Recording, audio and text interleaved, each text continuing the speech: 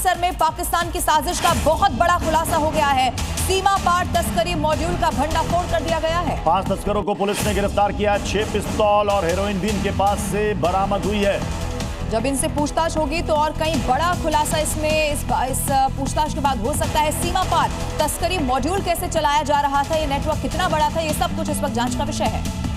और दिल्ली से खबर मिल रही है, जहां जनकपुरी हादसे पर ये बड़ी खबर है। कमल की पोस्टमार्टम रिपोर्ट अब सामने आ चुकी है। दम घुटने से कमल की मौत हुई थी, ये पोस्टमार्टम रिपोर्ट कह रही है। कमल के ऊपर गिर गई थी बाइक, ये भी इस रिपोर्ट में सामने आया है।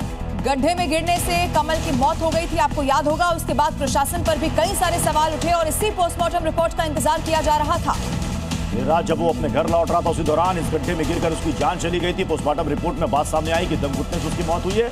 उसके ऊपर भारी भरकम बाइक आ गिरी थी, जिसकी वजह से उसे गंभीर चोट आई थी।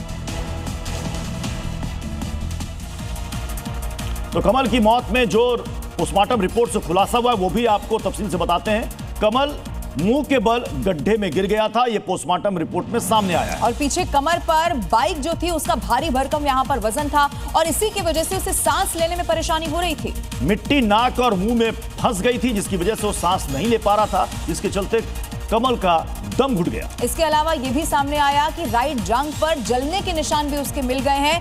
उस वक्त कितनी दर्दनाक स्थिति उस कमल की रही होगी, ये पोस्टमार्टम रिपोर्ट बता रही है। और एक और बड़ी खबर आपको बता देते हैं, अपराधियों पर पंजाब पुलिस ने भी बड़ा एक्शन ले लिया है। ऑपरेशन प्रहार 2 के तहत ये कार्रवाई की गई है।